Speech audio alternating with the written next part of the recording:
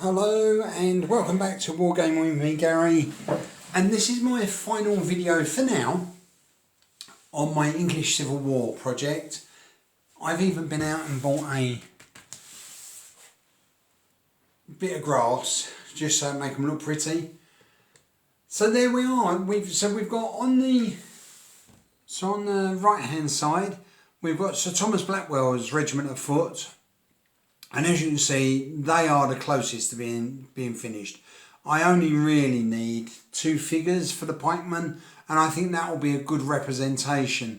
Now, what I have noticed from diagrams, prints, and paintings of the battles of the English Civil War and also the 30 Years' War is that the pikemen and the musketeers fought alongside, so they fought in their own blocks, but each regiment would be attached to so each musketeer unit would be stood next to the pikemen as well.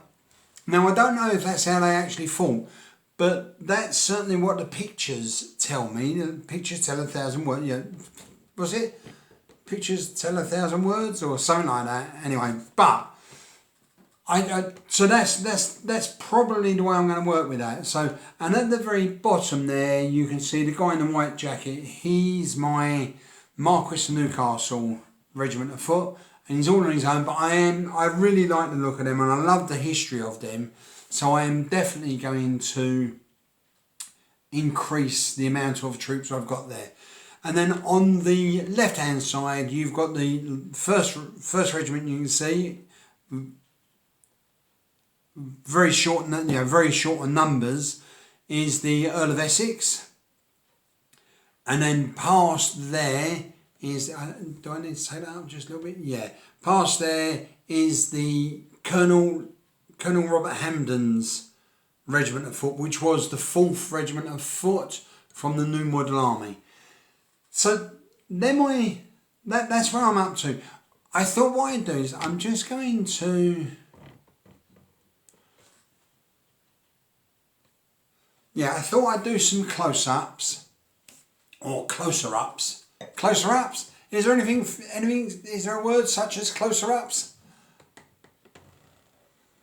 Yeah. So I thought I'd do some close-ups. Let me just bring that in a little bit. There we are. Right.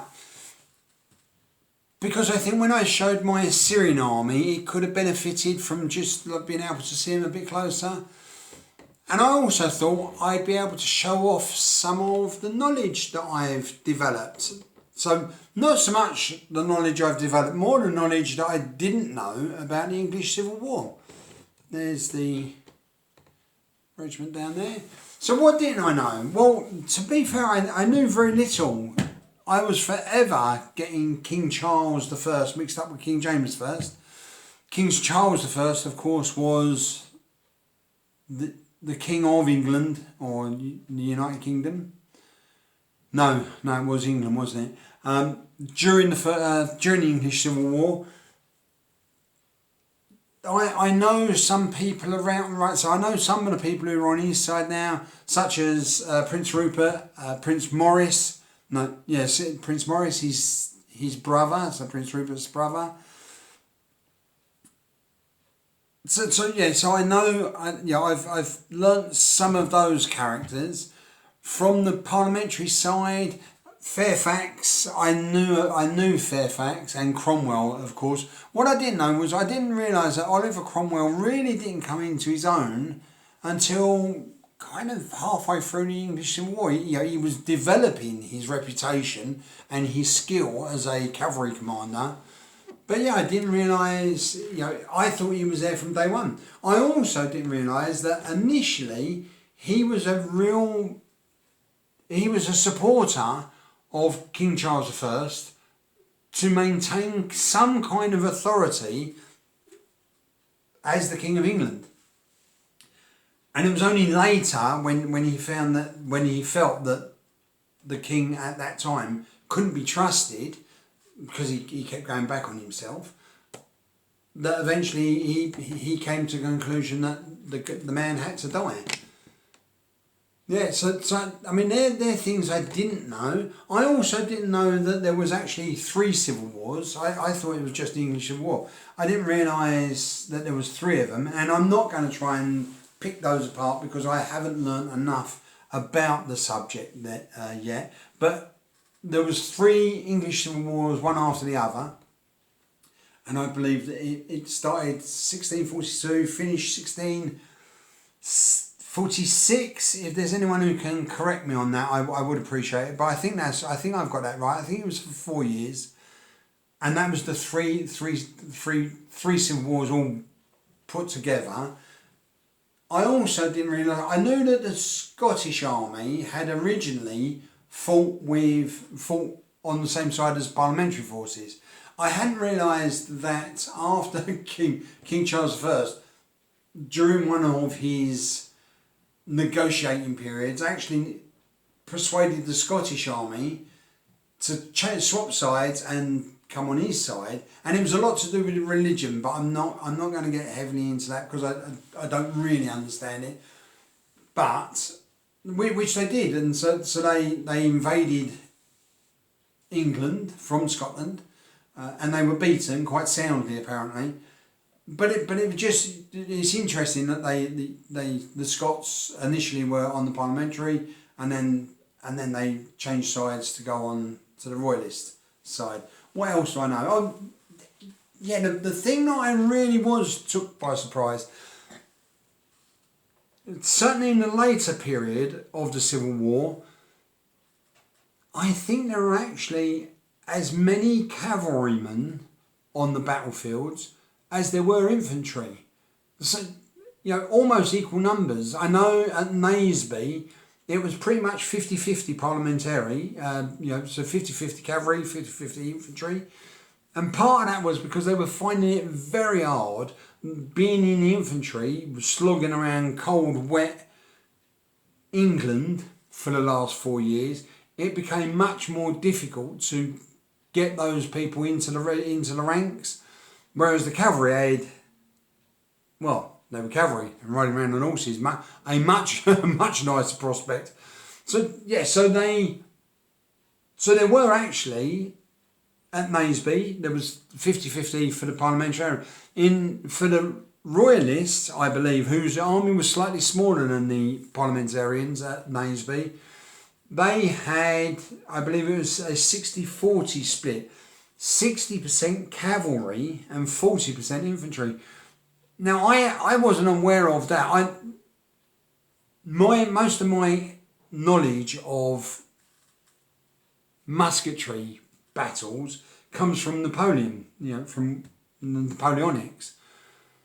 And it certainly wasn't a 50-50 split with them. But it was, with during this period. So one of the things I hadn't really given much thought to is I am going to have to get out and get some cavalry, because first off, I love painting cavalry figures, but I think it'll also be a nice representation. So let me just bring that back to here and go too far. There we are. So that's where I am. Let me just a little bit more there. So that's my English Civil War. And that's that last lot I'll be painting for a while now, until I get some more. I will most certainly be getting some more. As I said, I really want to get some cavalry. I've got to finish off Sir Thomas Blackwell's Regiment of Foot. I've got to get a load more for the Marquis of Newcastle. The same with the 4th Regiment of Foot down the bottom there. They need a load more. And the same with the Earl of Essex troops there. I need to get some Fairfax. There were just so many really good looking troops that I really want to get, but I do need to get some cavalry. So yeah, so that's me done. What will I be doing next? So like I say, this is the end of this for a while. The next project I'm going to be starting on is French World War I infantry. This is World War I 1914 specifically. That'll be the figures that I'll be painting, 1914. So I'll be showing those soon, and I'll be showing those next. What I'm also thinking about doing is, when I get round to doing them, I might actually do a painting tutorial, and I will do a disclaimer straight away that I am not a professional painter, never have been a professional painter, and all I know is, like a lot of the guys who have a channel, this is how we, or I, paint my troops. I do mine quite quickly, so I wanted to show you how I do that without losing too much, so they look all right. You know, they look quite okay. Yeah, they're not professionally painted, far from it, and you will see when I show you how I paint them very quickly. And lots of, if you like, for want of a better word, lots of cheats as well. So I'll be showing you how I do my figures, but that'll be in my next video. So all the best, everyone. Keep safe, look after yourselves, and keep up the projects and keep up the videos. I've really been enjoying watching everybody's videos. So all the very best then. Take care. Bye bye.